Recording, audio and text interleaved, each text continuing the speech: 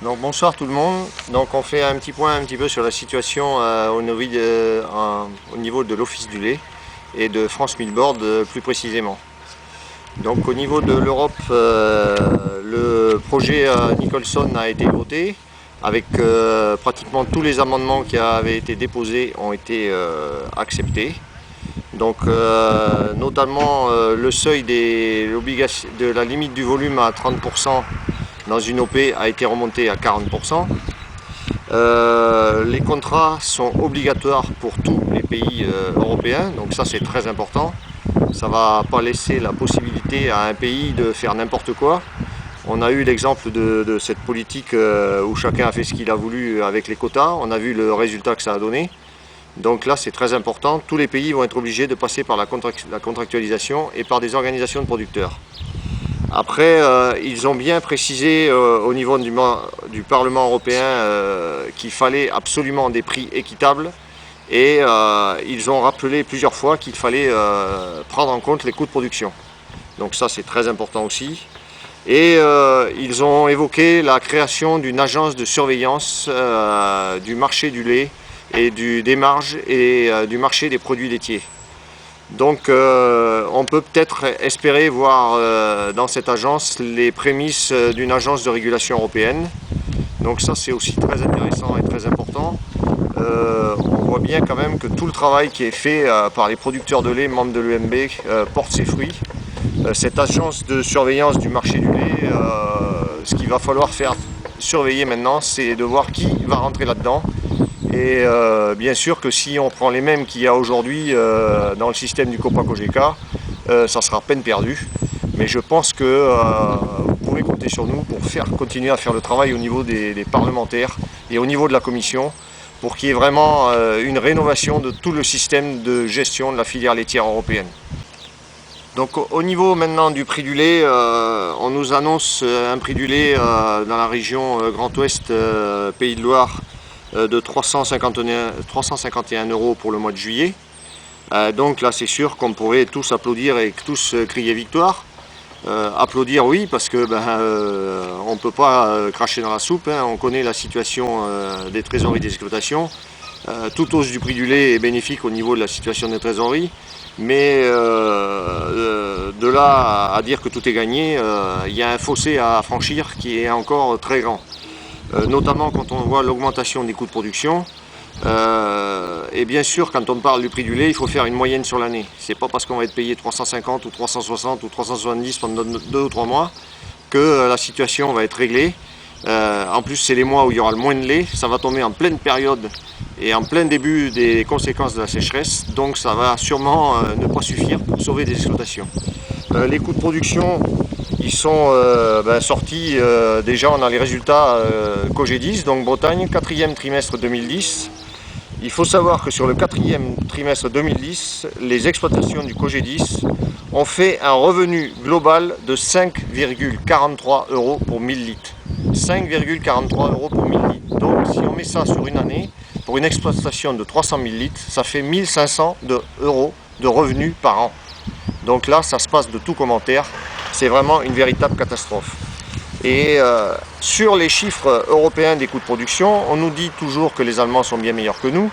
Et bien là, il y a une étude qui a été faite par l'ITEB et il en ressort que le coût de production français, il est à 403 €, en Allemagne 392 €, aux USA 306 €, et les seuls qui vraiment décrochent, ce sont l'Argentine et la Nouvelle-Zélande qui sont à 200 €. Et les Canadiens sont à 479 €. Donc qu'on arrête de nous mentir en nous disant que les Allemands et nos autres collègues des pays d'Europe sont plus performants que nous. C'est totalement faux. Ces gens-là sont plus performants. Pourquoi? Parce qu'ils sont beaucoup plus aidés que nous et qu'ils ont des avantages fiscaux et des avantages au niveau salarial qui sont indéniables par rapport à nous. Et le problème de la France, ce n'est pas une histoire de compétitivité des exploitations, mais c'est bien une histoire de prix du lait. Et tant que personne ne voudra entendre que si vous voulez du lait, il va falloir le payer, les producteurs français ne seront pas compétitifs. Donc maintenant j'en viens au plus gros morceau, donc le contrat France Milbord. Donc on a eu une réunion très importante vendredi dernier, où étaient présents tous les membres actifs de l'Office du lait, donc des membres de l'APLI, de la Confédération paysanne et de la coordination rurale via l'OPL. Donc notre contrat, il est là, vous le voyez, il n'est pas tout à fait fini, il va se terminer dans la semaine qui vient. Il y a quelques points juridiques qu'il faut qu'on fasse valider par des juristes. Et après, une fois qu'on va avoir l'aval de toutes les structures, donc ça devrait être courant de semaine prochaine, ce contrat sortira. Donc on a déjà montré ce contrat à un industriel laitier français qui s'appelle Danone. On a eu une réunion avec eux pendant 2 bonnes heures. Ils n'ont pas crié au scandale quand ils ont lu notre contrat. Ce qui m'a vraiment surpris, c'est que ils étaient comme nous persuadés que l'avenir il était dans le système qu'on défendait avec le MB, une agence de régulation, une régulation des volumes, des prix couvrant les coûts de production. Mais le problème qu'ils ont, c'est qu'ils ne veulent pas être les seuls à partir d'un système-là. Et parce qu'ils savent bien que s'ils sont les seuls à partir d'un système-là, ça ne fonctionnera pas. Et bien là, on n'a pu que leur dire bravo, vous avez tout compris. Mais ce qu'il va falloir trouver, c'est des gens qui vont accepter de démarrer. Puisque quand vous lancez un projet, que ce soit en agriculture ou si vous lancez un projet d'une voiture ou n'importe quoi, il faut bien trouver des gens au départ qui veuillent participer au projet et commencer à le monter, parce que sinon le projet n'aboutit jamais. Donc nous, on a de grands espoirs de trouver des industriels qui vont vouloir jouer le jeu, qui vont vouloir essayer vraiment de rénover totalement la filière laitière et de sortir de l'archaïsme total dans lequel elle est. Donc ce contrat, bien sûr, prend en compte les coûts de production. Ce contrat laisse la propriété totale du quota aux producteurs. Même à la fin des quotas, le producteur gardera une référence historique, parce que ça c'est primordial. Là, les gens des coopératives qui ont reçu les premières modifications de règlement intérieur ou les modifications de statut, je pense que les coopératives ont battu Lactalis au niveau des contrats. Ils proposent des choses qui sont, alors là, je ne sais même pas si on peut dire inacceptables, c'est pire que ça. C'est pire que le contrat Lactalis, c'est l'asservissement total des producteurs. Donc bien sûr, c'est l'intégration, obligation d'appro, obligation de demander à la COP si vous voulez quitter l'OP, si vous voulez faire une société, si vous voulez faire une société civile laitière, transmettre à votre enfant. Enfin, il faut toujours demander à la coopérative s'ils sont d'accord. Mais bien sûr, il n'y a pas de prix. Pour la plupart, c'est le double volume, donc aucune garantie d'étanchéité entre les volumes. Enfin, c'est quelque chose de totalement scandaleux. Et le gros risque qu'il y a, il faut que ça, les producteurs, vous en preniez bien compte. C'est une dame du CNIEL qui s'appelle Madame Richard, à qui certains des producteurs ont posé la question à une assemblée générale. Qu'est-ce qui se passera en 2015 quand si les quotas sont abolis? Si je veux quitter l'OP coopérative, que ce soit Sodial ou une autre, est-ce que je pourrais la quitter? Cette dame a répondu oui, vous pourrez la quitter, mais par contre, vous n'aurez plus la propriété de votre quota, donc ça veut dire que vous partirez sans votre référence. Et donc, voilà, vous serez totalement dénudé de toute référence et votre exploitation aura perdu toute valeur. Donc, le gros risque, il est là, c'est totalement inacceptable. Donc, les coopératives, on a du gros boulot à faire parce qu'au niveau du vote du Parlement, il n'y a pas eu d'avancée très significative au niveau des coopératives. Le COPA-COGECA est toujours derrière à faire du lobby vers le marché mondial via la balance commerciale. Et nous, il va falloir être très très fort, très solidaire. Même les gens du privé, il va falloir aller se battre avec ceux des coopératives pour arriver à faire arrêter ces organisations de producteurs. Le plus bel argument pour moi, c'est comment des coopératives peuvent être organisations de producteurs alors qu'elles siègent dans le collège des transformateurs au CNIEL. C'est bien la preuve que ce sont des transformateurs et la seule solution pour les arrêter, c'est de les couper en deux. Il va falloir séparer la partie amont de la partie aval. Que les coopératives gagnent de l'argent, c'est pas un problème, elles sont là pour ça. Que monsieur chargé aille sur le marché mondial pour gagner de l'argent, d'accord, mais qu'il entraîne les producteurs et qu'il se serve de l'argent des producteurs en les dénudant complètement et en les privant de tout revenu et bientôt en les privant de leur capital, ça c'est totalement inacceptable. Et le grand risque de ça, c'est que si les coopératives arrivent à leur fin, si elles arrivent à leur but, eh ben, elles entraîneront dans le même schéma les OP verticales privées, des industriels privés qui se seront mis en place. Et dans quelques années, je vous le garantis, on sera tous dans le même schéma. Donc les gens du privé, il va falloir se battre aussi avec les gens des coopératives, les aider, faire tout ce qu'on va pouvoir pour arrêter ce schéma-là. Donc notre contrat à nous, je vous promets, il sera totalement à l'opposé de ces contrats-là. C'est des contrats équitables. Les quelques industriels qui l'ont vu n'ont pas crié au scandale. C'est des contrats qui respectent aussi bien les industriels que les producteurs, qui prennent en compte les coûts de production. Pas question de double volume. On applique les normes européennes sur les normes de qualité.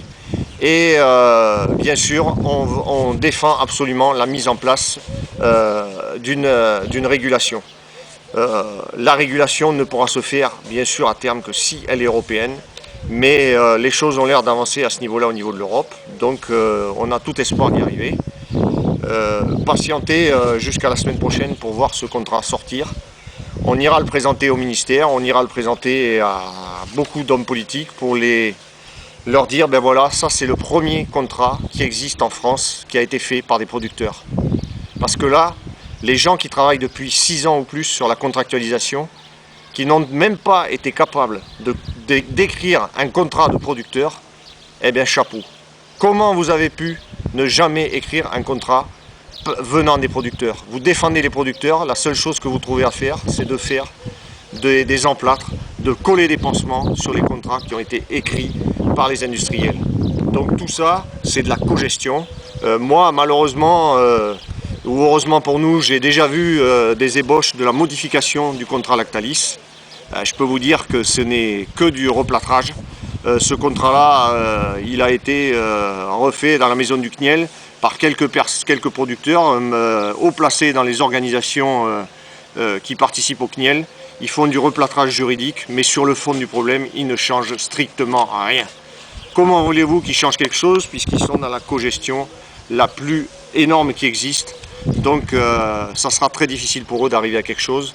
Les seuls qui peuvent arriver à changer la donne, eh ben, c'est d'arriver à monter une OP transversale totalement indépendante avec une véritable négociation et pas une cogestion. On parle de mettre en place un médiateur, mais le médiateur, de toute façon, aujourd'hui, il ne sert strictement à rien, puisque les privés ont sorti un contrat, et ceux qui font la médiation, eh ben, c'est les gens de la FNPL via le CNIEL. C'est eux, ils n'ont pas fait de contre-proposition, ils font une médiation directement. Pas de contre-proposition qui viennent d'eux, ils n'ont même pas été capables d'écrire un contrat. Donc ils font de la médiation directement, donc la personne qui est médiateur, il ne sert strictement à rien. La médiation, c'est eux qui la font. Eh ben non. La médiation, c'est un médiateur. Et pour qu'il y ait médiation, il faut qu'il y ait rapport de force au départ. Et le rapport de force, il n'existe plus. Il n'existera que via France 1000 Board. Tous les autres, il n'y aura jamais de rapport de force. Ce n'est que de la cogestion. Donc, espérons que les producteurs vont en prendre conscience. Et puis, on va se battre jusqu'à la fin. Aujourd'hui, le grand combat, c'est les coopératives. C'est la sortie du contrat semaine prochaine. Assurément, et puis après continuer chacun à aller voir ses voisins et à essayer d'arrêter ce qui est en train de se mettre en place. Notamment, il y a une autre chose à laquelle il faut faire très attention, c'est ce qui est en train de se passer notamment en Ille-et-Vilaine pour forcer les gens à adhérer à l'OP Lactalis. Et ben, il y en a qui en bafouant toutes les règles légales sont en train de dissoudre des associations ou des groupements de producteurs pour obliger les gens à prendre une décision et à adhérer à l'OP Lactalis.